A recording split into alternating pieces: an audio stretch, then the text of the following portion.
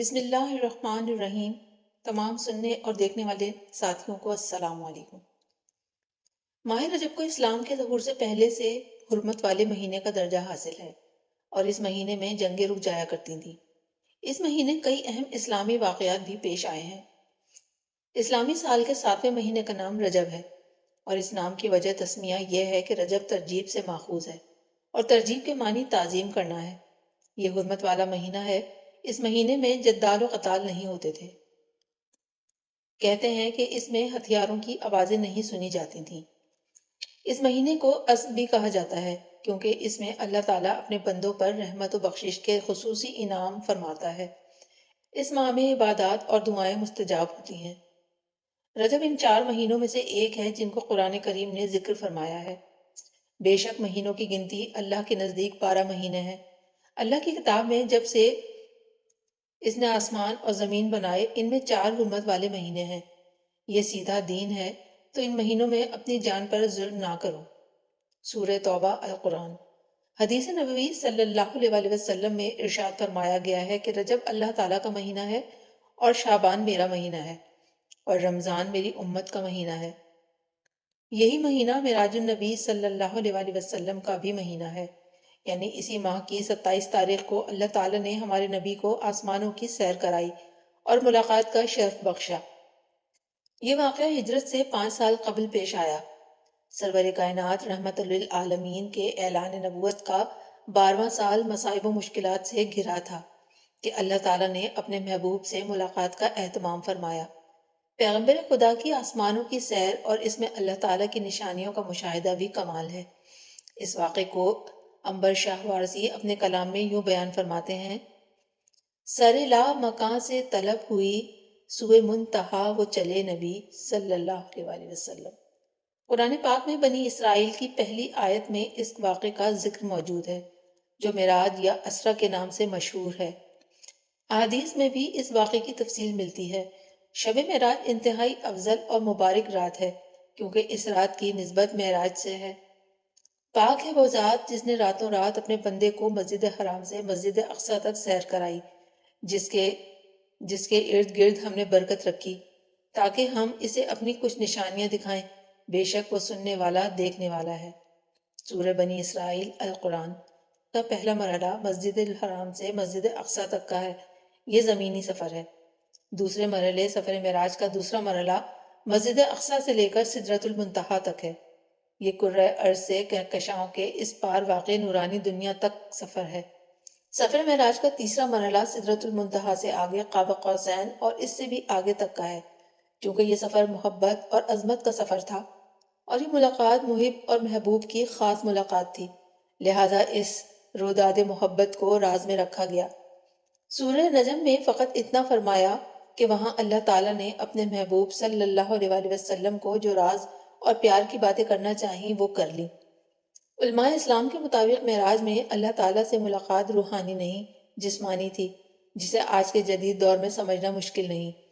شب معراج میں نفلی عبادت انجام دینا احسن اقدام ہے، لیکن اس رات کو ملنے والے تحفے نماز کی سارا سال پابندی بھی اللہ تعالیٰ کی پیروی کا ثبوت ہے۔ حضرت ابو ہریرہ رضی اللہ تعالیٰ عنہ کی روایت ہے کہ حضور اکرم صلی اللہ علیہ وآلہ وسلم نے فرمایا: جس نے 27 رجب کو روزہ رکھا اس کے لیے 60 ماہ کے روزوں کا ثواب لکھا جائے گا۔ حضور اکرم صلی اللہ علیہ وآلہ وسلم نے فرمایا: یاد رکھو رجب اللہ کا مہینہ ہے۔ جس نے رجب میں ایک دن روزہ رکھا ایمان کے ساتھ اور محاسبہ کرتے ہوئے تو اس کے لیے اللہ تعالیٰ کی رضوان اکبر یعنی سب سے بڑی رضامندی لازم ہو گئی۔ سبحان اللہ۔ رجب کے پہلے جمعے سے جب رات کا تہائی حصہ باقی رہ جاتا ہے تو ہر فرشتہ رجب کے روزے رکھنے والے کے لیے مغفرت کی دعا کرتا ہے۔ حضرت انس رضی اللہ تعالیٰ عنہ سے روایت ہے کہ جناب رسول اللہ صلی اللہ علیہ وآلہ وسلم نے فرمایا: جس نے ماہ حرام میں 3 روزے رکھے اس کے لیے 900 برس کی عبادت کا ثواب لکھ دیا گیا۔ حضرت انس رضی اللہ عنہ سے روایت ہے کہ جناب رسول اللہ صلی اللہ علیہ وسلم سے نہ سنا ہو تو میرے کان بہرے ہو جائیں۔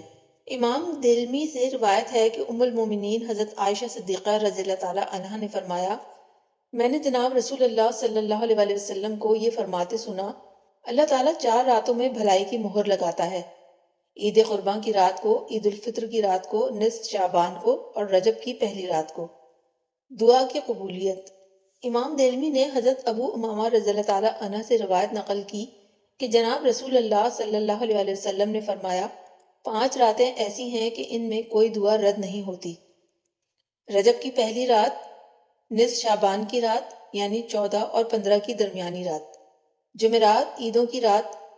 حضرت شیخ عبد القادر جیلانی اپنی تصنیف میں بیان فرماتے ہیں کہ ایک بار رجب کا ہلال دیکھ کر حضرت عثمان رضی اللہ تعالیٰ عنہ نے جمعے کے دن منبر پر چڑھ کر فرمایا، کان کھول کر سن لو، یہ اللہ کا مہینہ ہے اور زکوٰۃ ادا کرنے کا مہینہ ہے۔ اگر کسی پر قرض ہو تو اپنا قرض ادا کر دے اور جو کچھ مال باقی ہے اس کی زکوٰۃ ادا کر دے۔ رجب کے روزوں کی فضیلت اس طرح بیان کی ہے کہ اگر کوئی رجب میں ایک دن کا روزہ رکھے اور اس کی نیت اللہ تعالیٰ سے ثواب کی ہو اور خلوص سے اللہ کی رضا کا طلبگار ہو تو اس کا ایک دن کا روزہ اللہ تعالیٰ کے غصے کو بجھا دے گا اور آگ کا ایک دروازہ بند کرا دے گا، اور اگر اسے تمام زمین بھر کا سونا دیا جائے تو اس ایک روزے کا پورا ثواب نہ مل سکے گا، اور دنیا کی کسی ایسی چیز کی قیمت سے اس کا اجر پورا نہ ہوگا۔ اگر یہ اجر پورا ہوگا تو قیامت کے دن ہی حق تعالیٰ پورا فرمائے گا۔ اس روزے دار کی شام کے وقت افطار سے پہلے 10 دعائیں قبول ہوں گی۔ اگر وہ دنیا کی کسی چیز کے لیے دعا مانگے گا تو حق تعالیٰ اسے عطا فرمائے گا۔ حضرت ابو ہریرہ رضی اللہ تعالیٰ عنہ نے فرمایا، نبی اکرم صلی اللہ علیہ وسلم نے رمضان کے بعد کسی ماہ کے اکثر روزے نہیں رکھے، رجب اور شعبان کے علاوہ۔ حضرت انس رضی اللہ تعالیٰ عنہ سے روایت ہے کہ رسول اللہ صلی اللہ علیہ وسلم نے فرمایا، جو کسی حرمت والے مہینے کے جمعرات، جمعہ اور ہفتے کے 3 روزے رکھ لے، حق تعالیٰ شانہ اس کے لیے 900 سال کی عبادت لکھ دے گا۔ سال کی مثال ایک درخت کی ہے۔ رجب اس درخت میں پتے پھوٹنے کا زمانہ ہے، شعبان اس میں پھل آنے کا موسم ہے، اور رمضان پھل پکنے کا وقت ہے۔ حضرت سلمان فارسی رضی اللہ تعالیٰ عنہ فرماتے ہیں کہ میں نے نبی اکرم صلی اللہ علیہ وسلم سے سنا کہ آپ نے فرمایا، جو رجب کا ایک روزہ رکھ لے گویا اس نے 1000 سال کے روزے رکھے، اور گویا اس نے 1000 غلام آزاد کیے، اور جو اس میں خیرات کرے گویا اس نے 1000 دینار خیرات کیے، اور اللہ تعالیٰ اس کے بدن کے ہر بال کے عوض 1000 نیکیاں لکھتا ہے، 1000 درجے بلند فرماتا ہے اور 1000 برائیاں مٹا دیتا ہے، اور اس کے لیے رجب کے ہر روزے کے عوض اور ہر صدقے کے عوض 1000 حج اور 1000 عمرے لکھ دیتا ہے۔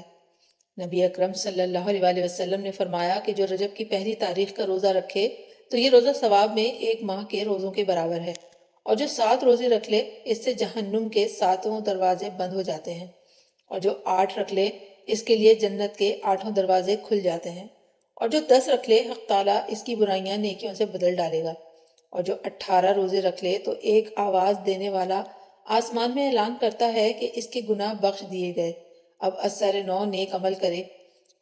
حضرت سیدنا عبداللہ بن عباس رضی اللہ تعالیٰ عنہ سے روایت ہے، جس نے 27ویں کا روزہ رکھا اس کے لیے یہ روزہ عمر بھر کے گناہوں کا کفارہ ہو جائے گا، اور اگر وہ اس سال مر جائے گا تو شہید ہوگا۔ تاریخ اسلام میں ماہ رجب میں متعدد تاریخی واقعات پیش آنے کا ذکر ہے۔ ان میں سے ایک ہجرت حبشہ اولا ہے، جب مسلمان اہل مکہ کی سختیاں برداشت کرنے سے عاجز آ کر باذن رسول اللہ صلی اللہ علیہ وسلم عازم حبشہ ہوئے۔ اس قافلے میں با اختلاف روایات 12 مرد اور 4 عورتیں تھیں۔ سیدنا عثمان بن عفان رضی اللہ تعالی عنہ قافلہ سالار مہاجرین تھے۔ سریہ عبداللہ بن حجش الاسدی اسی ماہ رجب میں ہجرت مدینہ سے کوئی 17 ماہ بعد پیش آیا، جس کا ذکر ہم پہلے ہی کر چکے ہیں۔ یہ وہ سریہ ہے جس نے اسلامی تاریخ میں نئے ریکارڈ قائم کیے ہیں۔ مثلاً اسلامی تاریخ کا پہلا مال غنیمت، پہلا خمس، پہلا شہید اور پہلا قیدی اس سریہ نے پیش کیا۔ 9 ہجری میں پیش آنے والا عظیم غزوہ تبوک بھی ماہ رجب میں ہی پیش آیا تھا، جسے غزوہ ذات الاسرہ کا نام بھی دیا گیا۔ یہی وہ غزوہ ہے جس میں سیدنا صدیق اکبر رضی اللہ تعالیٰ عنہ نے اپنا گھر بار خالی کر کے تن من دھن حضور صلی اللہ علیہ وسلم کی خدمت میں پیش کرنے کا شرف ایک بار پھر حاصل کیا، اور حضرت عثمان غنی رضی اللہ تعالیٰ عنہ نے تہائی لشکر کا ساز و سامان اپنی گرہ سے پیش کر کے جنت کا پروانہ اور یہ سند حاصل کی۔ اسلام کے چوتھے خلیفہ اور داماد رسول صلی اللہ علیہ وسلم بھی 13 رجب کو اس دنیا میں تشریف لائے۔ ان کی ولادت کا سال تاریخی کی کتابوں میں سن 30 عام الفیل رقم ہے۔ حبشہ کے مسلمان بادشاہ نجاشی کا انتقال 9 ہجری ماہ رجب میں ہوا، اور جناب رسول اللہ صلی اللہ علیہ وسلم نے از خود اطلاع پا کر اپنے صحابہ کی معیت میں اس کی غائبانہ نماز جنازہ ادا فرمائی۔ دمشق کی تاریخی فتح 14 ہجری سن 635 عیسوی میں ماہ رجب میں ہی ہوئی۔ حضرت خالد بن ولید رضی اللہ تعالیٰ عنہ اور حضرت ابو عبیدہ رضی اللہ تعالیٰ عنہ جو 14 ربیع الثانی ہجرت سے دمشق کا محاصرہ کیے ہوئے تھے، فتح یاب ہوئے اور اہل دمشق نے صلح کی درخواست کی جو منظور کر لی گئی۔ سلطان صلاح الدین ایوبی نے 583 ہجری 1487 عیسوی میں رجب ہی کے مہینے میں فتح بیت المقدس کے بعد مسلمانوں کے ہمراہ مسجد اقصی میں فاتحانہ داخل ہو کر عاجزانہ سجدہ شکر ادا کرنے کا شرف حاصل کیا۔